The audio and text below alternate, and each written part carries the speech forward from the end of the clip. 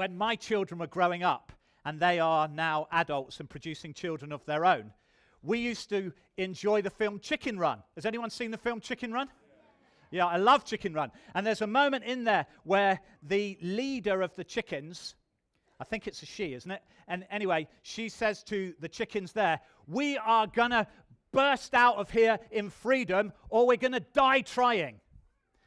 And one of the chickens puts their hand up, and she says, "Yes." And she says, "Are they the only choices?" And we live today in a world of choice, don't we? I looked at our Chinese takeaway menu. There are 155 items to choose from. Can you believe that? And if you've got Sky TV, anybody here got Sky TV? Do you know you have 1,141 channels to choose from? Including the radio. And when we had Sky TV, we don't have it anymore, but when we did, my wife watched 2 of them. BBC One and BBC Two. But we live in a world of choice, don't we? And we had coffee this morning, and I was looking at coffee options. And this is where my volunteers here are going to help me.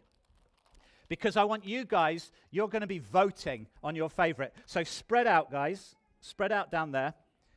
You go into your coffee shop these days, and this is what you're faced with. And each of the children are going to represent one of the options. So the first one, I want you children to stand up when I say for your one and lift your option above your head. So you go first there. Stand up. So creamy latte. Well, let me help you. A coffee obsession often starts with the latte. Smooth and creamy, it combines the subtle strength of espresso with freshly steamed milk. Is that attractive? Well, there's another option. So next, please. The velvety flat white. Who's got the velvety flat white? The velvety flat white. This one is the barista's pride and joy.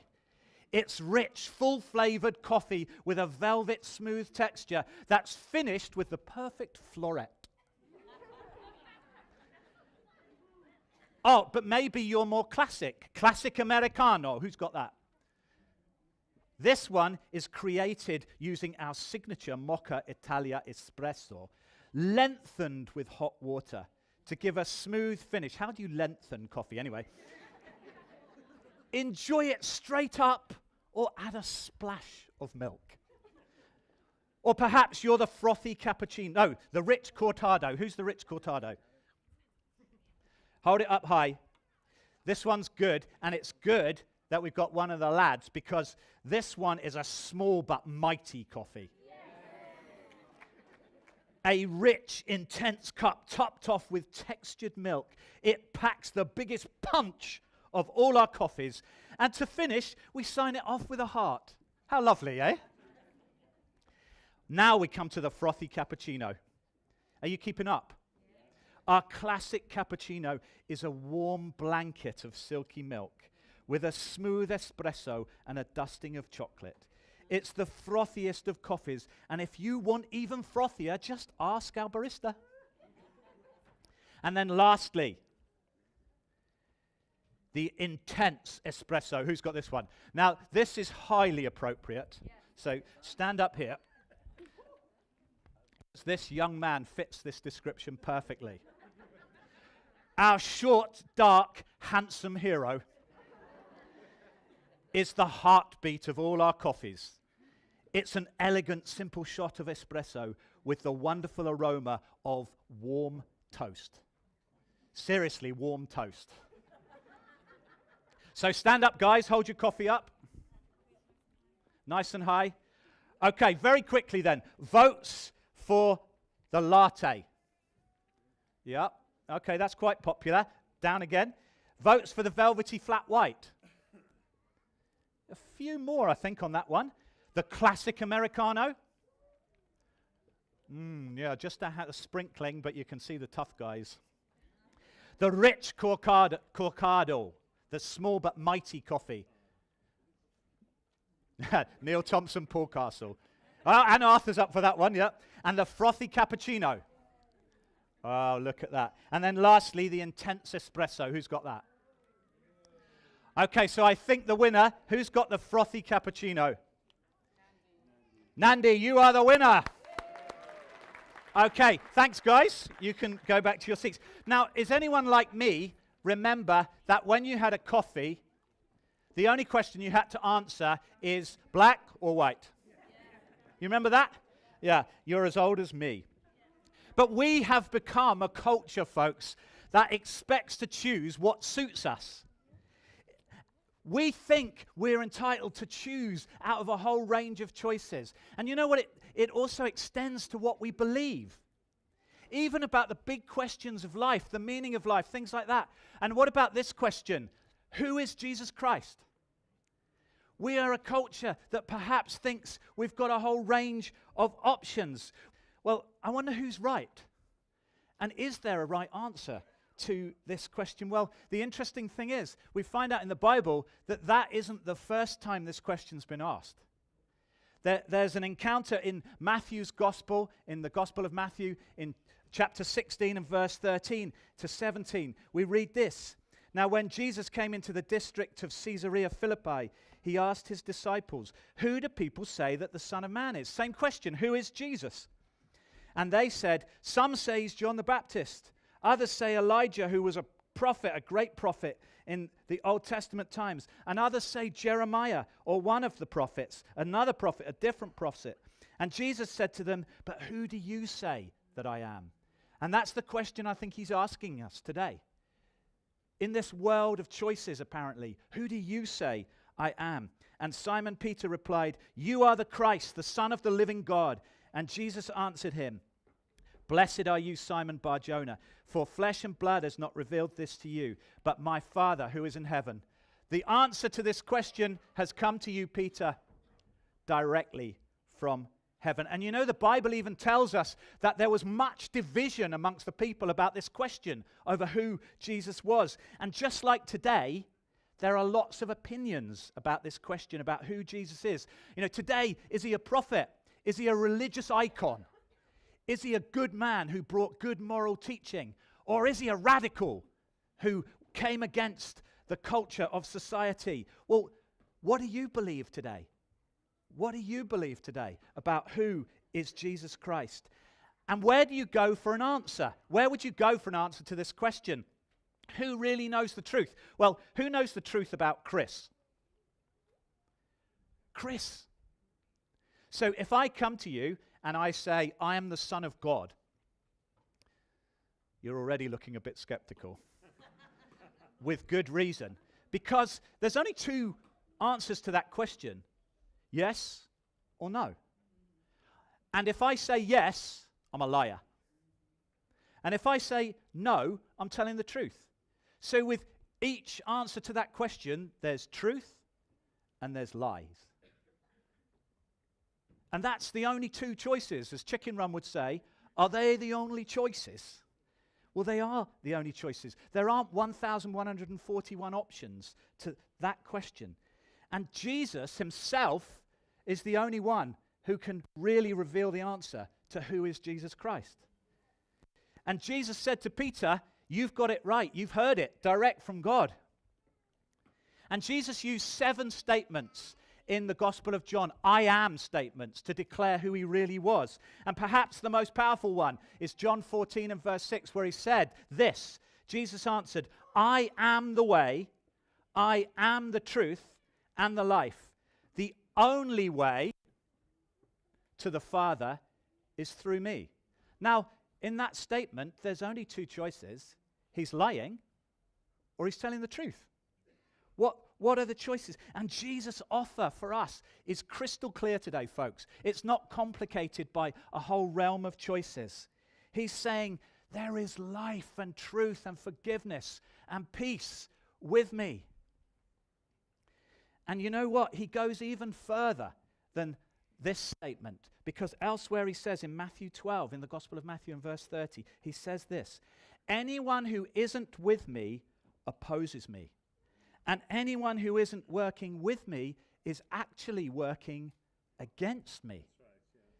Two choices, with me, against me. The only two choices, liar or Lord. You know, when I was a boy, I grew up in a place called Amersham. And Amersham had a train station. And this train station had 2 lines on it only. One went into London, where the life was, and the other went into the wilderness. But there were only 2 lines, one in one direction and one in the other direction. And you know, that's our choice with this question of who is Jesus Christ. There are 2 trains only, and we're all going to be on one of those trains. Every single one of us is going to be, and one of those trains is going to life and truth and forgiveness and hope and peace and joy. And the other is going to wilderness, separation. One's going to heaven, the other's not. And you know, the wonderful thing about Amersham Station is there was a bridge between the 2 platforms. And you could go across the bridge to go onto the other platform and go in the opposite direction. Well, the wonderful thing is, there's a bridge, folks. Amen. There's a bridge between these 2 lines. And that bridge is the person of Jesus Christ. Right. Yeah. And he bridges that platform for us. Because the problem is, every single human being on this planet is born on the wrong platform. We're all born on the wrong platform.